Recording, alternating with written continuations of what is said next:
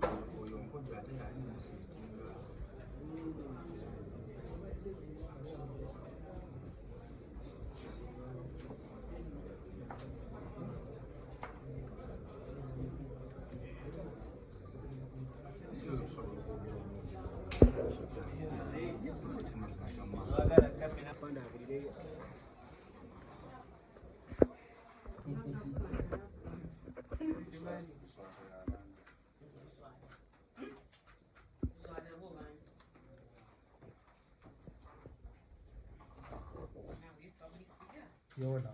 I was supposed to. Do you know about this?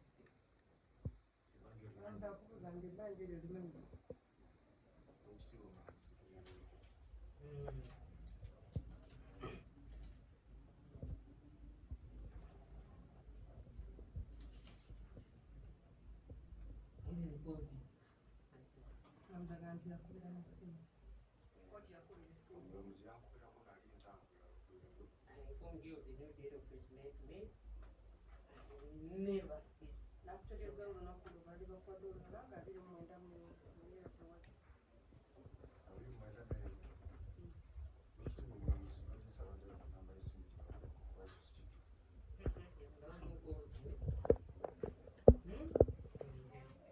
On 23rd May. It was week 24. Stephen had called and informed of the new date of 29th May 2024 at 1 p.m.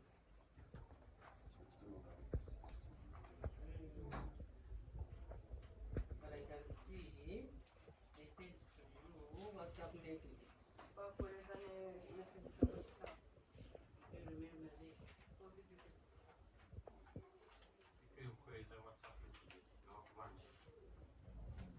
No, they were informing him of the date. And you still do not come.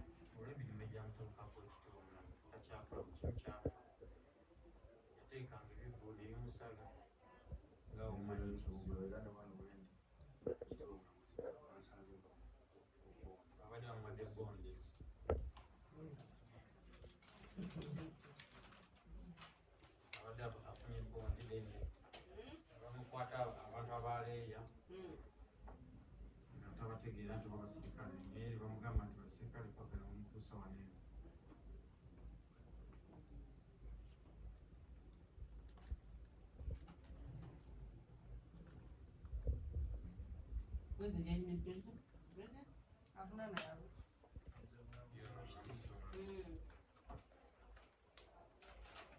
So now the person you have brought, you have even put him money.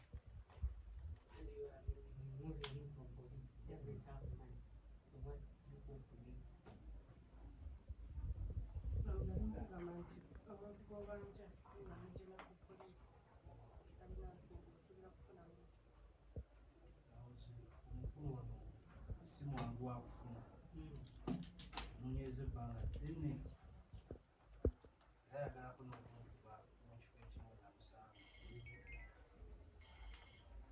nze omukubira essimu egaana okujja kati mukisa guno byenfunye nsaba mpe sente zange nga bwe nazimuwa ziri mu magoba azinzize.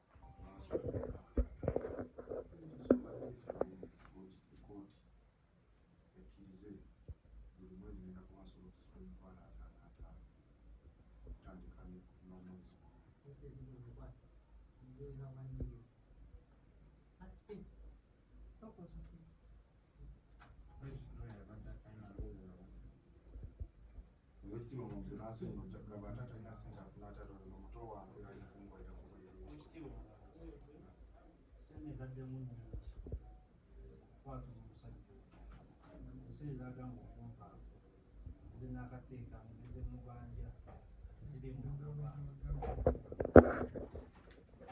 tuvudde ebweru ng'agamba alina miliyoni 2 sooyawe obudde bonna agamba alina miliyoni. Is that through council? Your Honor, for the record, I spoke to him. I want, because I'm the one who's paying, I wanted him to settle with me before we come to court. So when I tried What's to... your name, council? Kwiherewe Bruno.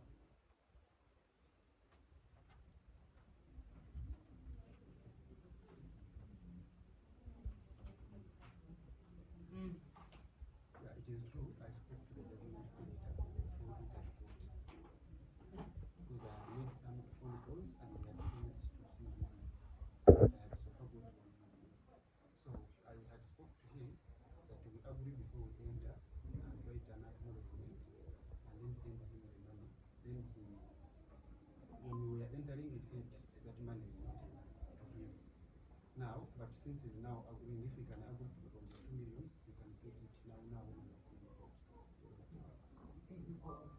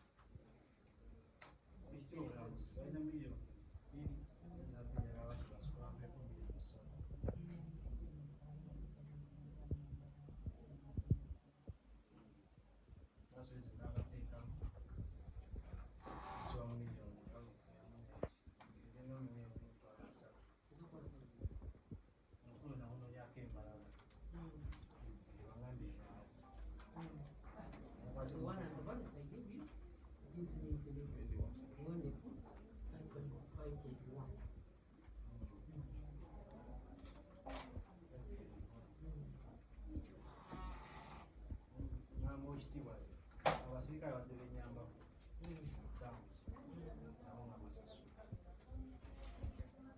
abamulesa wadde basasula. How much did you pay? Sasula transport sesenza amafu yakumuleka abasirikale abasa emitwalo 2 naye mabegako namugezaako mukwata wali kupapanzi n'atulwanyisa ng'alina abaali nabo tasobola mukwata. newale nti emu gye tumuwadde agiyuzizza yakava mu kkomera akava kumukwasa.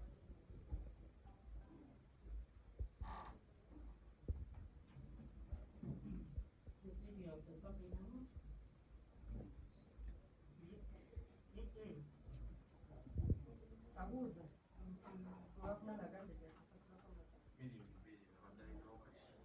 No, I'm saying, yeah, you were talking about his cost for arresting you.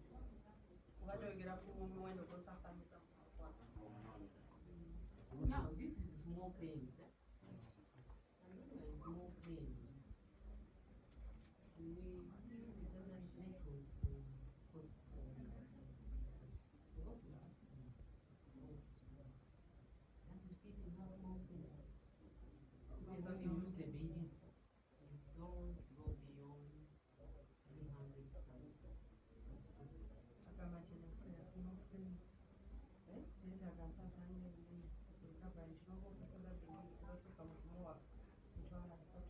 So we have just increased it from 200 to 300. We have to make it as simple as possible so that people can manage this small claim where you come with no lawyer and you cover your money. So we do not want to discourage people by putting a lot of costs, and then you find that small claims now no longer for the poor people. You're right. So I can only give you 300,000 for costs. So on that one, 2 million they have paid. We remove the costs. Okay?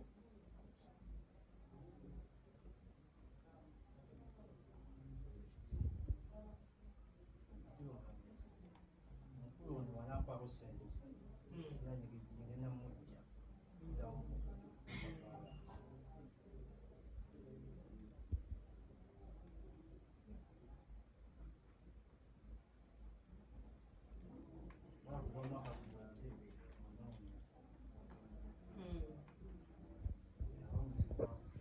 Well, now the balance is 3 million. I believe he makes an argument before court. That was before court. So now that he's here. in court, I don't think he will disappear. If he disappears, then he knows that he's going to pay because of arresting you again.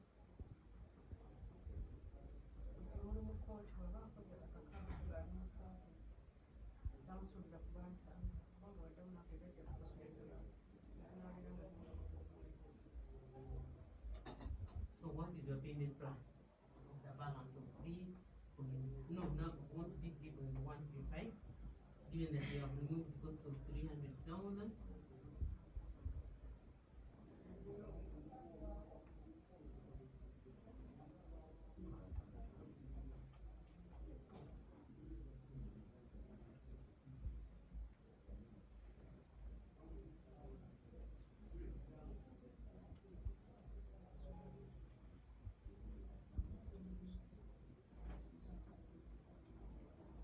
That leaves a balance of 3.435.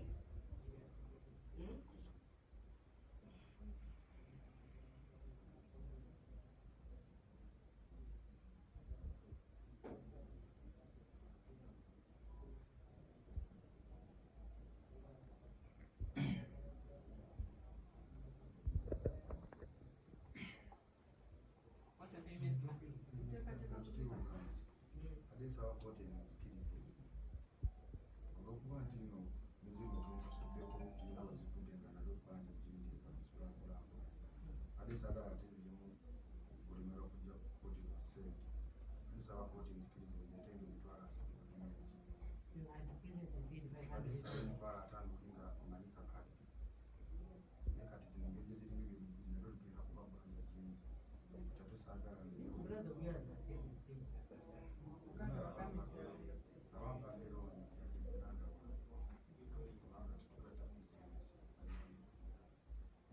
You have to first clear this one, then you clear your plan. It's okay. It's okay. So 300,000 is more money. Revise it upwards.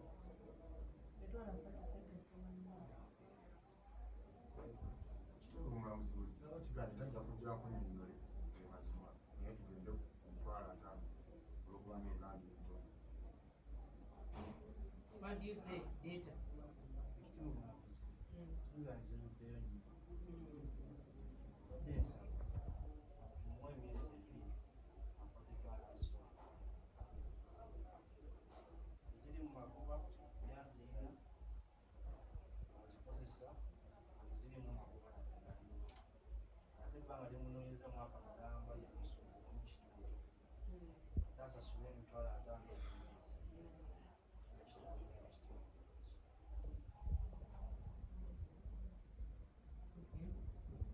So for him is praying for how many months? 6 months. Then for you are saying 2 months. Why don't we meet in the middle?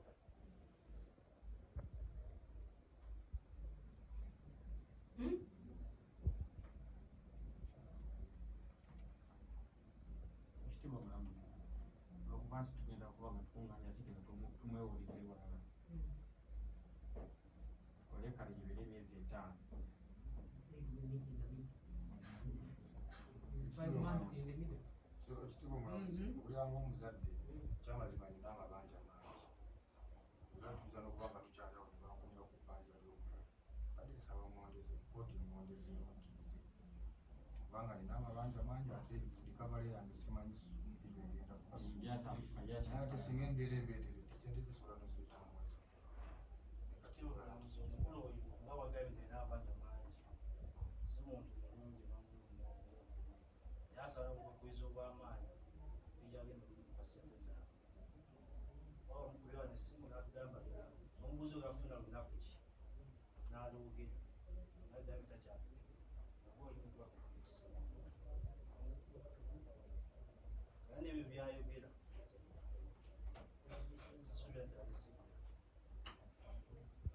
serious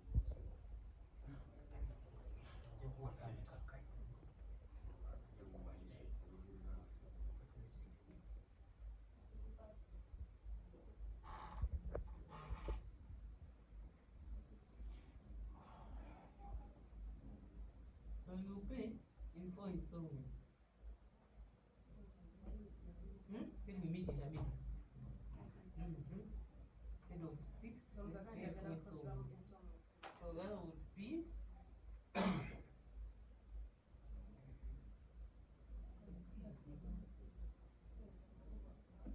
858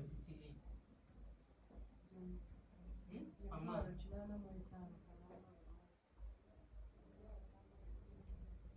So 850.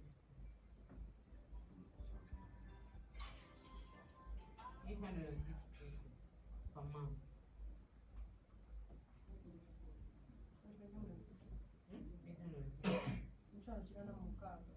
860.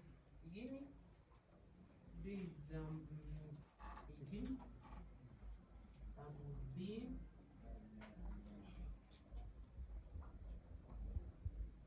18th October.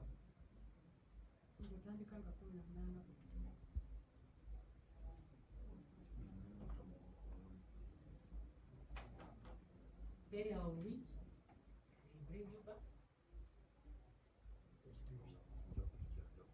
ekitiibwa mulamuzi sente zagenda zisasulwa abawa What?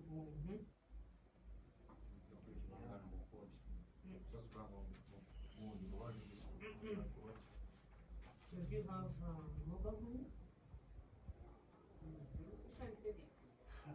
Your mobile money, because that will be a record. ekitiibwa mulamuzi batazireetawo kyalibadde kirungi azibitiibwa Why? kubanga kati ono yayinza okumwekengera tetajja zisaawo nga ajjamulisaamu mu maaso so kati oli waba asobola okuzireetanga ekyo kiba kirufu abadde ayageza polisi asobola No, if it doesn't, it costs the money on your account. ekitiibwa mulamuzi Then you come and report. Okay? bwaba mukadde official contact kwagala kooti message tubisigaza ekyo kiba You don't even need a message. You can always get a printout if there is any dispute.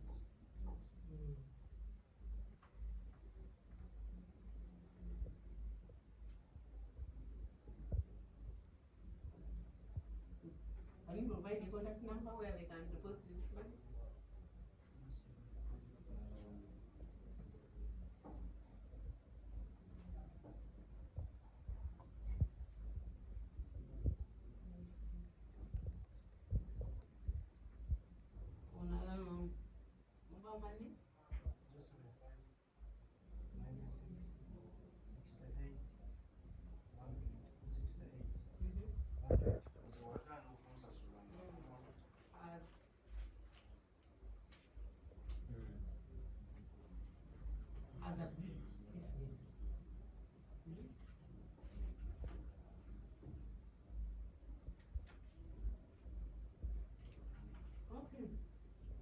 So go and spread the message and small things work. Also, Thank you so much. data released. Thank you for your help.